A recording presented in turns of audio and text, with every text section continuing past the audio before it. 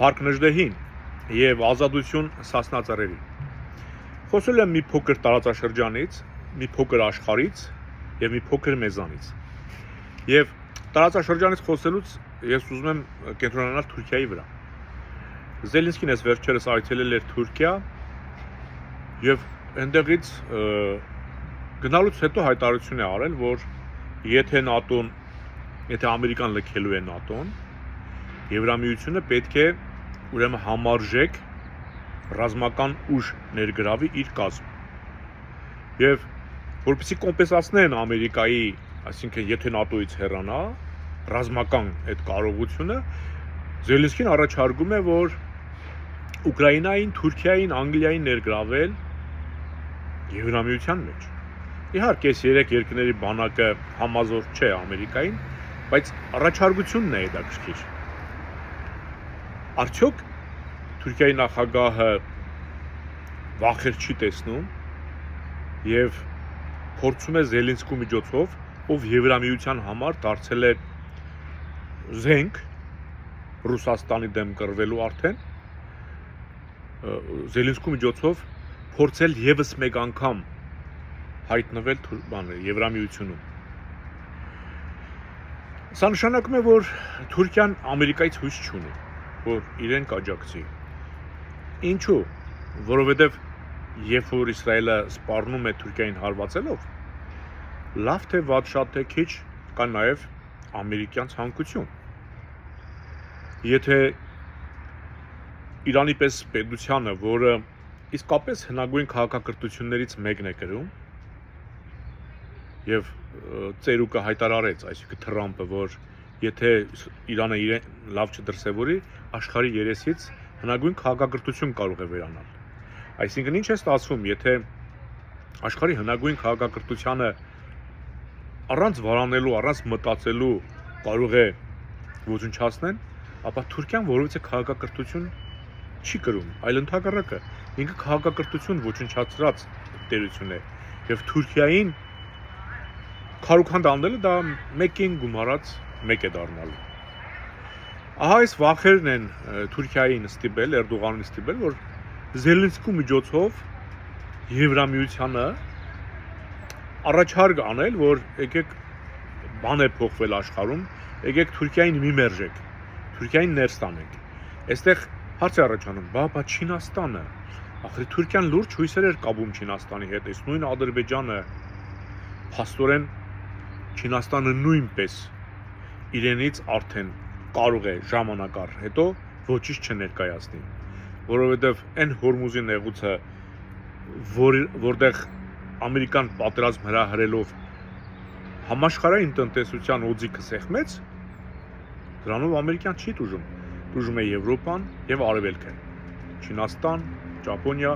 որոնք խեղճանում են տնտեսապես։ Իսկ Ամերիկան դա հենց աշխարհի դեմ է արել։ Թեկուզ նաև իր դաշնակիցների, որ որովհետեւ մեկը հանգարց չփորձի Ամերիկայի գլխից վերև թռնել։ Իսկ Եվրոպային Ամերիկան երբեք բաց չի թողնի կամ ՆԱՏՕ-ին։ Եթե նա ասում է առանցից թղթևագրեք, նա ուղղակի ուզում է իրենց տեղը ցույց տալ։ Եվրոպան տնտեսապես համազոր է Ամերիկային, տնտեսապես, բայց ռազմական առումով չէ։ Իսկ եթե Եվրոպան առանձին սկսեց գործել, այսինքն Ամերիկան երբ որ ՆԱՏՕ-ից դուրս գա, Եվրոպան ռազմականապես էլ կարող է հասնել Ամերիկային եւ արդեն Ամերիկան կունենա մրցակից։ Արդեն Չինաստանի բանուգործը թողած պետք է սկսի Եվրոպայով զբաղվել։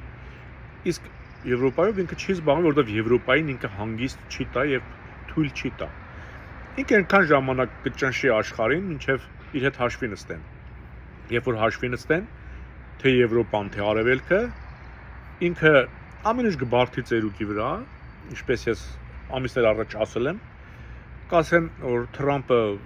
տարիքն առել էր, խելք թրցրել էր, շատ կներեք, ինքը իրեն շատ սխալ է պահել, բայց իրենց նպատակին հասնելուց հետո իհարկե։ Իսկ եթե չէ, ծերուկը կշարունակի տանջել Եվրոպային։ Ինչու՞ չէ, նաև ամբողջ աշխարհին։ Եվ Թուրքիան այստեղ հասկացել է, որ իր իսկապես գոյությունը կամաց վտանգի տակ է դրվում։ Նա էլ չէր պատկացում, որ Իրանի հետ կվարվեն այս կարգի։ Իրանը կարելի ասել մնացել է տարածքը, կարելի է ասել։ Ինչպես է Ռուսաստանը, ինչպես Ուկրաինան։ Դե Ուկրաինան մի քիչ տեղ են տվել, սկսել է ոգևորված խոսել, փորձում է փոխարինել Ռուսաստանին, բայց նա էլ կրծքի երեխայի պես է, որովհետև երբ որ Եվրոպան Կուրսկը Ուկրաինայի բերանից հանեց, ինք անմիջապես գդաթարի գոյություն ունենալ։ Ուղղակի գդաթարի գոյություն ունենալ։ Ռուսաստանն էլ արդեն այն վիճակում է, որ եթե անգամ Սալավյովներն արդեն հայտարարում են, որ որպեսզի մենք կարգավորվենք, այս Ուկրաինայի դեմ կռիվ տանք, ասում պետք է Ամերիկայի հետ համագործակցենք։ Ինչ է Զելենսկին սկսել է հակաամերիկյան արտահայտություններ անել, նույնիսկ Ռուսաստանում են մտածում, որ իրենց փրկվելը Ամերիկայի հետ է լինելու։ Այսինքն Ամերիկան կամաց հասնում է իր նպատակներին։ Սա ուղղակի տարածաշրջանի եւ աշխարհի մասին։ Դե մենք տեսանք, որ Ռուսաստանը զրկվեց ՆԱՏՕ-ում վետոյի իրավունքից, Եվրամիությունում վետոյի իրավունքից, որովհետեւ Հունգարիան որպես ՆԱՏՕ-ի եւ Եվրամիության անդամ, երբ որ Ռուսաստանի դեմ շոր բաներ քննարկվում, Ռուսաստանը ենթարկվելով իր վետոներ դնում եւ այդ հարցը չէր լուծվում, այսինքն Ռուսաստանը շահում էր։ Հիմա Ռուսաստանը դրանից էլ զրկվեց։ Ռուսաստանը զրկվեց կոպիտ ասած էլի ՆԱՏՕ-ում եւ Եվրամիությունում վետոյի իրավունքից։ Իր մուրճը ձեռքից խլեցին այնտեղ նաեւ։ Եվ Ռուսաստան շատ լավ հասկանում է, որ Չինաստանը իրեն հույս չի, որովհետեւ չինական տնտեսության հարվածելը փաստորեն ավելի հեշտ է։ Եվ մի հատ Հորմուզ, ասեք Ամերիկան Վենեսուելան վերցնելուց հետո մի հատ Հորմուզ այնպես արեց, որ փակ մնա։ Ինքը երբ ուզի այդ ճանապարհը կբացի, Հորմուզի նեղուցը երբ ուզի ուժի գործադրում կբացի, բայց չի բացում, որովհետև դրանով ինքը հարվածում է աշխարհին։ Դրա համար չի բացում, բայց պահը գա կբացի, եթե բոլորը իր հետ հաշվի նստեն։ Սա չեմ ուզում գովերքել Ամերիկային, չպատկերացնեք, որ ասում են, որ ամեն ինչ ճիշտ է անում, ամեն ինչ լավ է անում, իր համար շատ լավ է անում։ Ուղղակի ամերիկյան շահերը համընկնում են Հայաստանի շահերի հետ, ես դրա համար լավատեսորեն եմ վերաբերում։ Եթե Ամերիկայի շահերը Հայաստանի շահերի հետ չհամընկներ, Ամերիկայի ցանկացած գործողություն ինձ համար կլիներ շատ վատ եւ տհաճ։ Ես առաջնորդվում եմ շահերով։ Չկա բարեկամ, չկա եղբայր, չկա հարազատ։ Դա մնում է ընտանիքում։ Պետությունները իրար հետ հարաբերվում են փոխադարձ շահերով։ Հիմա վերադառնանք Հայաստան։ Նիկոլի, այսինքն այդ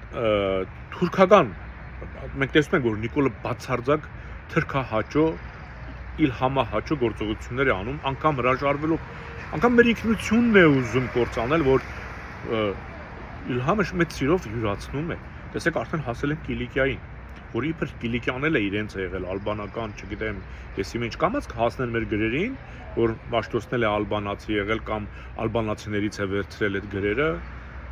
ամեն ինչի կհասնեն, եթե Նիկոլը մնա եւ զուսպ մեզ արգելի հայոց պատմություն ուսումնասիրել, անցյալին անդրադարձ անել, մեր պատմական հայրենիքին տեր կանգնել, մեր մշակույթին տեր կանգնել, Նիկոլը ամեն ինչ ոտքի հետ է քաշում, Ալիևը առաջ է գալիս։ Սա բոլորին է տեսանելի, որ Նիկոլի վարած քաղաքականությունը հայակործան, թրքահպատակ գործողություն է։ Դրան զուգահեռ Տաշիր Սամոները, Ռոբերտ Քոչարյանները բացառապես մեզ ուղղակի տանում են այնտեղ, որտեղ չկա ոչինչ։ Նույնիսկ կա մահ։ Ռուսաստանը դա կարելի է համեմատել Լենինի հետ, ով դամբարանում պարկած է ընդամենը։ Ռուսաստանը այդ վիճակում է, Ռուսաստանի հետ հույս կապել, նշանակում է գնալ Լենինի հետ շուտ բան պայմանավորվել, որտեղ ռուսներն արդեն իսկ հասկանում են, որ եթե իրենց չօգնեն, իրենք չեն կարող ոտքի կանգնել։ Հայաստանում ներքաղաքական վիճակը խառնել են։ Այնպես են արել, որ ժողովուրդը չհասկանա ճիշտը որն է։ Եվ այն ազգային ուժը, այսինքն ազգային ժողովրդական բևեռը, որի զգալի մասը կորիզի զգալի մասը բանտում է, ասել է ժամանակին, որ մեր փրկությունը, մեր դիվանագիտությունը պետք է լինի Ամերիկայի հետ բարեկամական, ոչ թե Ամերիկայի, չգիտեմ, հերթական նահանգ կամ որպես գուբերնիա, չգիտեմ, կամ որպես գաղութ, ինչպիսին եղել ենք Օսմանյան եւ ռուսական կայսրությունների օրոք, այլ գործընկեր, ինչպես Իսրայելն է։ Եվ Ամերիկայի Միացյալ Նահանգների ոչ ՆԱՏՕ անդամ գլխավոր դաշնակցի կարգավիճակը ավելի կարևոր կարգավիճակ է, քան ՆԱՏՕ-ի անդամ լինելը։ Տեսեք, Թուրքիան ՆԱՏՕ-ի անդամ է, բայց սարսափում է Իսրայելից, որովհետև Իսրայելը ոչ թե ՆԱՏՕ-ի անդամ է, այլ Ամերիկայի Միացյալ Նահանգների ոչ ՆԱՏՕ անդամ գլխավոր դաշնակից։ Ուստի պետք է մենք կարողանանք իսկապես հասկանանք, ինչ ենք ուզում մենք։ Մենք մեռելից բան չենք ուզում, Ռուսաստանից, մենք թշնամուց ոչինչ չպետք է ուզենք։ Եվ ասեմ, որ Էրդողանը նաև շատ ծանր է տանում Ռուսաստանի այս կարգի կործանումը, որովհետև իսկապես իրենք սիամական երկվորյակներ էին։ Հիշում եք, Պուտինը մի առիթով հայտարարեց, որ Ոսկե-Հորդան, այսինքն թաթարական կայսրությունը, որը Ռուսաստանին խեղճացրել էր, զրկել էր ինքնությունից, իշխանությունից, նա ասեց, որ դա մեր կայսրությունն է եղել։ Ինչ տարբերություն։ Այսինքն ինքը իրեն եւ թաթար մոնղոլներին, թուրքերին բերեց հավասարեցրեց։ Եվ ասեմ, որ թուրքերը այս 4 տարվա պատերազմի ընթացքում Ուկրաինա-Ռուսաստան իրենց տնտեսությունը շահել է։ Էրդողանը դա ասեց, որ այս պատերազմը վատ բան էր, բայց մեզ ձեռնտու տարբերակ է։ Եվ հիմա, եթե այս պատերազմը կանգնում է, Էրդողանի կարևորությունը բացարձակապես կորում է։ Եվ Ոսկե-Հորդան, երբ որ վերանում է արդեն, այսինքն ռուսական կայսրությունը, դա հենց Ոսկե-Հորդա էլ կարելի ասել, Պուտինը ճիշտ էր, որ Ոսկե-Հորդան է դա։ Պատկերացնում եք, ոնց որ մենք ասենք Օսմանյան կայսրությունը, դա մեր կայսրությունն էր, ինչ տարբերություն։ Մենք չէինք իշխում, թուրքերն էին իշխում։ Վերջը, սիրելի հանրություն, ուրեմն իսկապես այս իրավիճակում պետք է ճիշտ որոշում կայացնել։ Ոչ թշնամի, ոչ էլ մեռել, այսինքն Ռուսաստանն էլ է թշնամի եղել, բայց ինքն արդեն սատկած թշնամի է, նա արդեն լեշ է, նրա գրքում մենք ուղղակի կվարակվենք, կմեռնենք, կմահանանք։ Ուրեմն ոչ նախկին, ոչ ներկա, ազգային ապագա։ Խոյ եմ եղեք։